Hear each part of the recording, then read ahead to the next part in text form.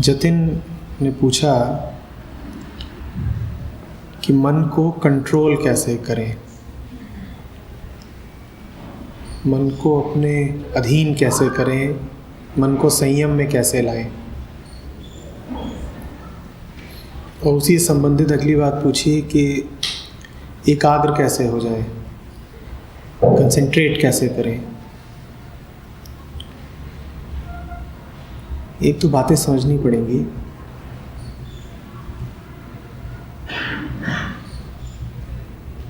मन को कंट्रोल करने की जो चाह है वो भी उसी मन से निकल रही है जिसको तुम कंट्रोल करना चाहते हो। समझ रहे हो बात को?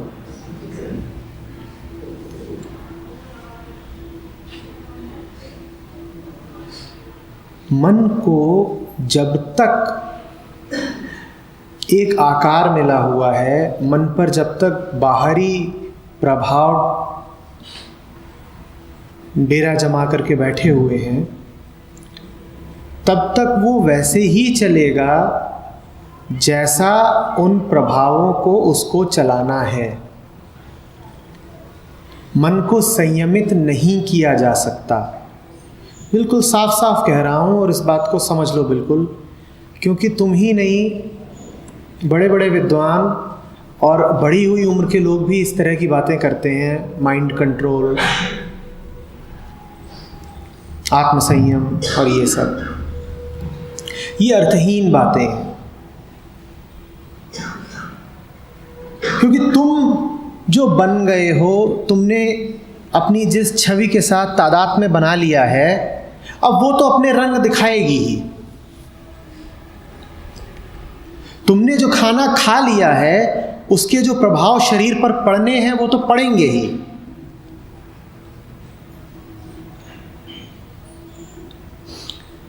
तुम ऐसा ही सवाल पूछ रहे हो कि तुम खूब सारा ऐसा भोजन कर लो जो शरीर में गर्मी पैदा करता है और फिर कहो कि अब टेम्परेचर कंट्रोल कैसे करें। अब नहीं हो सकता कुछ भी। सोडियम पर पानी पड़ गया है, अब तो जो होना है सो होके रहेगा, विस्फोट होगा। पर तुम्हारी गहरी से गहरी इच्छा यह है कि सोडियम पर पानी पड़ता भी रहे और विस्फोट भी ना हो। तुम दोनों हाथों लड्डू रखना चाहते हो। तुम कहते हो हम जिस प्रकार का जीवन जी रहे हैं, जीते भी रहें, उसके मजे भी लूटते रहें और मन भी वैसा ही चले जैसा मन की मर्जी है। नहीं, ऐसा नहीं हो पाएगा। कर्म फल तो भुगतना ही पड़ेगा।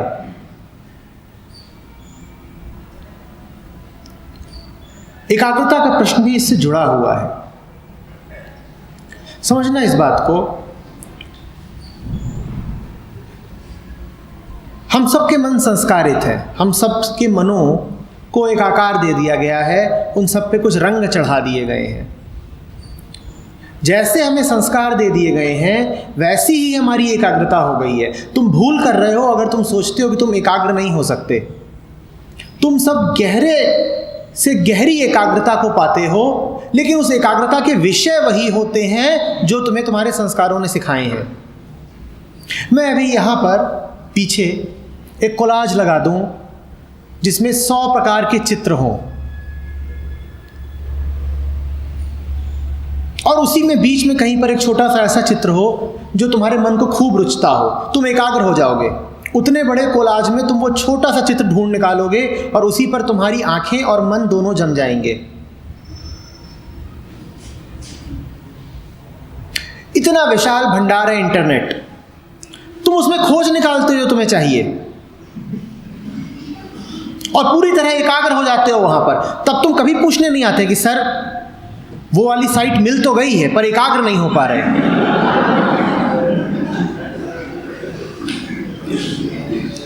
मैंने कभी ऐसा सवाल पूछते तुम्हें सुना ही नहीं।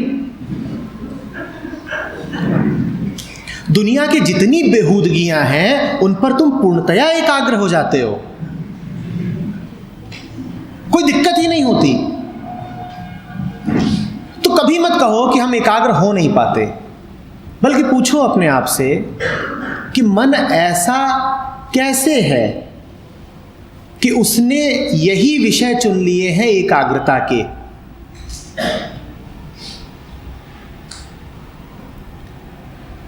ये हॉल है, ये पूर्णतया साफ है, चमक रहा है, पर अभी इसी हॉल में एक मक्खी आ जाए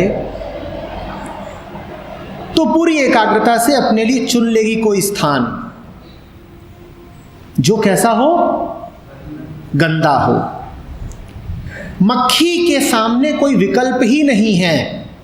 यदि तुम मक्खी हो गए तो तुम्हें गंदगी पर ही एकाग्र होना पड़ेगा, तुम सफाई पर एकाग्र नहीं हो पाओगे। तो प्रश्न ये पूछो कि मैं मक्खी हुआ क्यों? मक्खी हो जाने के बाद अब कोई चुनाव बचा नहीं है।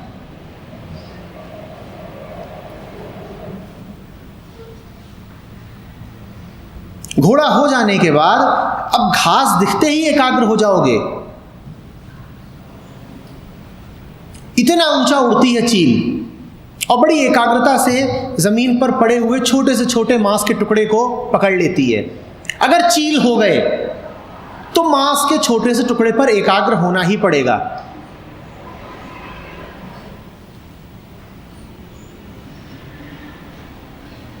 पूछो कि मन हुआ क्यों मक्खी मालिक, मन हुआ क्यों चील जैसा? असली प्रश्न वो है। हम चील नहीं थे सदा, हम मक्खी नहीं थे सदा।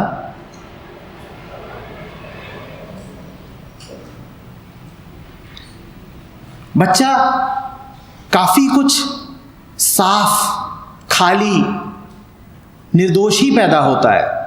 हाँ, होता है, कुछ संस्कार होते हैं, पर बहुत कुछ साफ होता है, जैसे एक खाली स्लेट। तुम पूछो कि ये सब मैं अपने ऊपर क्या लिख के बैठा हुआ हूं, और जो तुम लिख करके बैठे हो मन उधर को ही जाएगा, तुम नहीं कर पाओगे उसको संयमित। जो तुम्हारे मन ने धारणा बना ली है कि महत्वपूर्ण है, मन उसी पर एकाग्र हो जाएगा। तुम मन को नहीं रोक पाओगे, लड़ जरूर लोगे, और लड़ते तुम तैयार रहते हो मन से। उस लड़ाई को तुम कभी जीत नहीं सकते। तुम मन का दमन कर लोगे, अधिक से अधिक यही करोगे कि मन कहीं को भागना चाहता है और तुम मन के साथ जबरदस्ती करके उसको चुप कर दो। जबरदस्ती चुप कर भी दिया तो क्या, वो कुलबुलाता रहेगा और तुम कष्ट में रहोगे।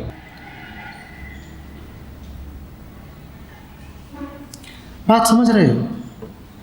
पर बहुत कम हुआ है कि मुझसे लोगों ने कहा हो कि हम अपना संपूर्ण कायाकल्प करने में उत्सुक हैं। हमें धो ही डेलना है इस मन को, हमें कुछ शेष नहीं रखना। हमें नहीं लगाव है कि हमने ये जान लिया, ये पढ़ लिया, ये संस्कार हैं, ये धारणाएं हैं, ये रूढ़ियां हैं। ऐसा कोई मिलता ही नहीं बहादुर जो कहे कि मैं तैयार हूं अकेला खड़ा होने को, धारणाओं को पीछे छोड़ के। हाँ, लोग ये सवाल पूछते जरूर मिल जाते हैं कि देखिए,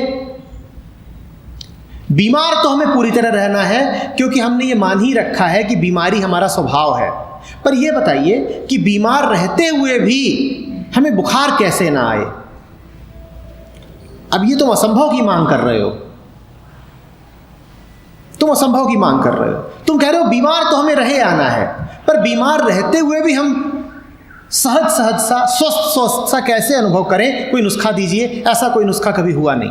हाँ, ऐसा नुस्खा देने वाले नकली हकीम बहुत हैं बाजार में, पर वो तुम्हें धोखा ही दे रहे हैं। बीमारी जाएगी तो पूरी जाएगी, स्वास्थ्य आएगा तो पूरा आएगा।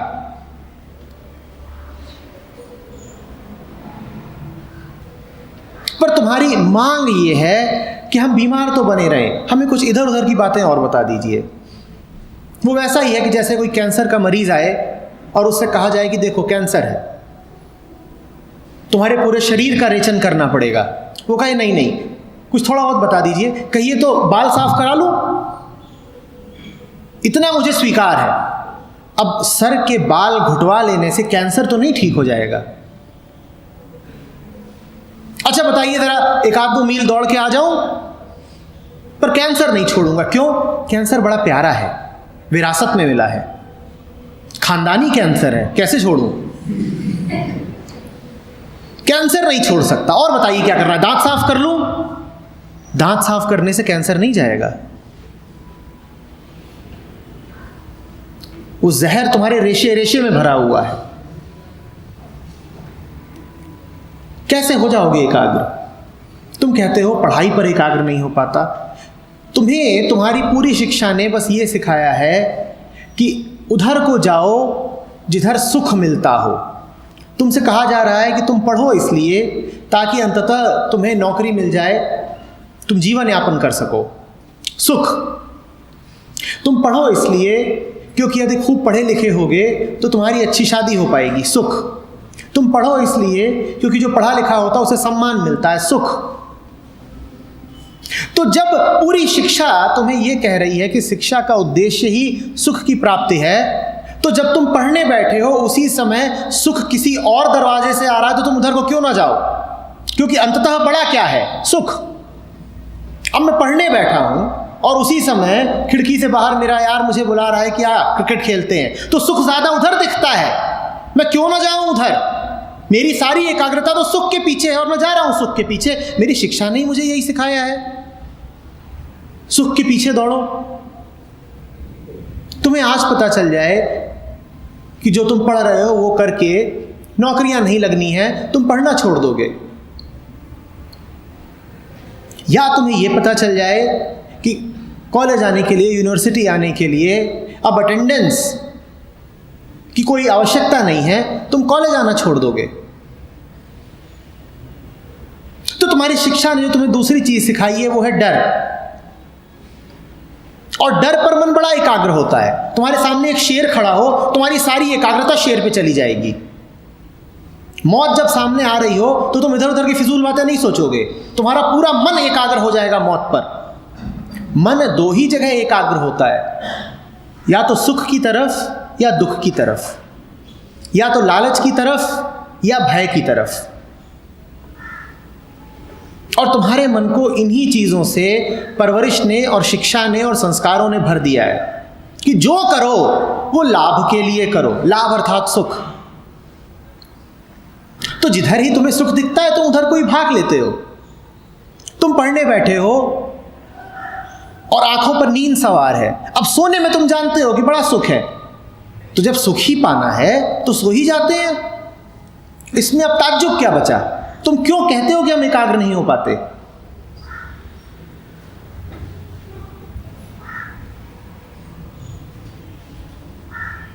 मन पूरे तरीके से दूषित है। एकाग्रता वो जानता है, पर एकाग्रता के जो उसने विषय चुने हैं वो अपने दूषण से चुने हैं।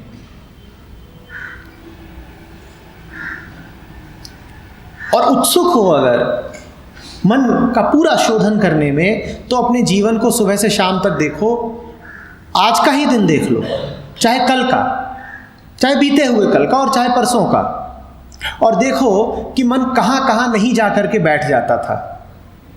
ऐसा नहीं है कि ये पक्षी कहीं बैठना जानता नहीं, पर ये सबसे गंदी डालें चुन रहा है बैठने के लिए।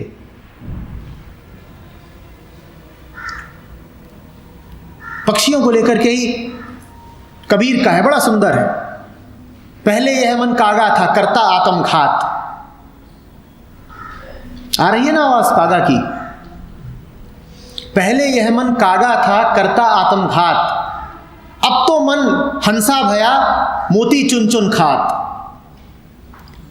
तो मन जब कौवे जैसा हो गया है तो गंदी से गंदी जगह जाकर के बैठ जाता है, वही उसकी एकाग्रता है। और कहा है कबीर ने कि मन को हंस जैसा कर लो, जिसका गंदगी की ओर ध्यान ही न जाए, जो गंदगी में से भी बस मोती चुन चुन के खाए।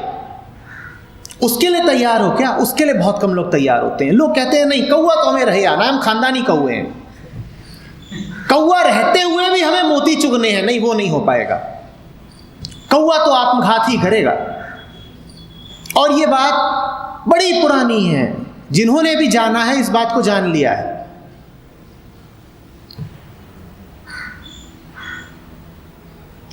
अपना पूर्ण पुनर्सृजन करना पड़ेगा,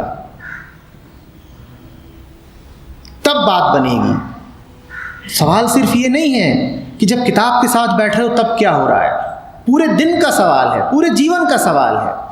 मैंने कहा पूरे दिन को देखो। सुबह उठते हो तो मोबाइल में क्या देखते हो, किधर को जा रहे हो, अखबार में कौन सी खबरें हैं जिनकी ओर जाते हो, किन लोगों को तुमने अपना दोस्त बना रखा है। और जैसे जैसे पूरे जीवन में तब्दीली आना शुरू होगी, तुम पाओगे कि तुम्हारी एकाग्रता भी बदलने लगी है। वो एक पूर्ण बदलाव होगा, जीवन के किसी हिस्से में आंशिक बदलाव नहीं। तुम पाओगे कि तुम्हारे निर्णय, तुम्हारी पसंदें पूरी पूरी बदल रही हैं। तुम एक किताबों की दुकान में जाते हो, तुम्हें कौन सी किताब पसंद आती है, ये बात बदल गई है। तुम टीवी खोलते हो, तुम्हें कौन सा चैनल पसंद आ रहा है, वो बदल गया है। तुम्हारी एकाग्रता का पूरा केंद्र ही बदल गया है। किस प्रकार के दोस्तों को तुम अपने करीब लाते हो और किनसे कहते हो कि क्षमा, आपके साथ ना हो पाऊंगा, सब बदल रहे हैं। तुम्हारे सारे निर्णयों में परिवर्तन आएगा, तुम्हारे खाने पीने उठने बैठने, वो तुम्हारा पूरा कायाकल्प होगा। छोटी सी बात मत मांगो कि हम वही रहे आए जो हम हैं और साथ ही साथ हम पढ़ें ऐसा कि हमारे अंक भी अच्छे आ जाए। नहीं, ये नहीं हो पाएगा। जैसा पूरा जीवन है, पढ़ाई भी वैसी ही होगी। जब पूरा दिन अव्यवस्था में गुजरता है, जब पूरा दिन भय और लोभ में गुजरता है, तो मात्र पढ़ाई के क्षण में तुम दूसरे नहीं हो पाओगे। इस कमरे के बाहर जो तुम थे और इस कमरे के भीतर जो तुम हो, वो कोई नया अवतार नहीं हो सकता। जो घर से निकला है और जो कॉलेज में है, ये दो नहीं हो सकते। जो खेल के मैदान पर है और जो पुस्तक के साथ है, ये दो नहीं हो सकते। जीवन एक है, पूर्ण है। पूरे जीवन पर ही ध्यान देना होगा।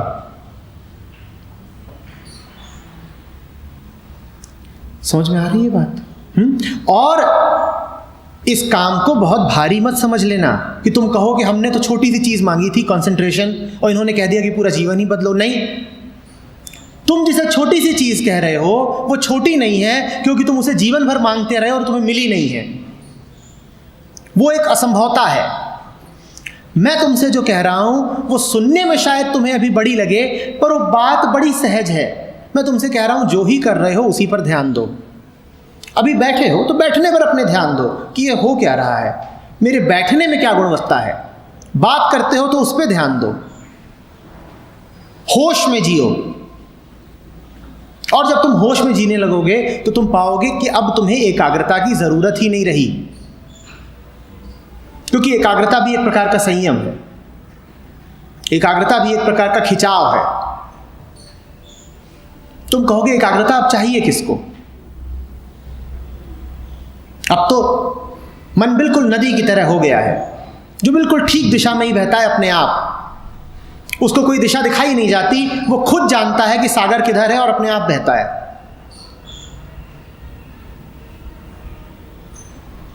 सरल है, बहुत सरल है। ठीक अभी से शुरुआत कर सकते हो, और जैसे जैसे इसमें आगे बढ़ते जाओगे, जैसे जैसे इसमें डूबते जाओगे, तुम्हें इसका स्वाद मिलता जाएगा। वैसे वैसे तुम कहोगे वाह, ये पहले क्यों नहीं हुआ? कभी भी हो सकता था। बड़ी साधारण सी बात है, कुछ विशेष करना ही नहीं है, बस होश में रहे आना है।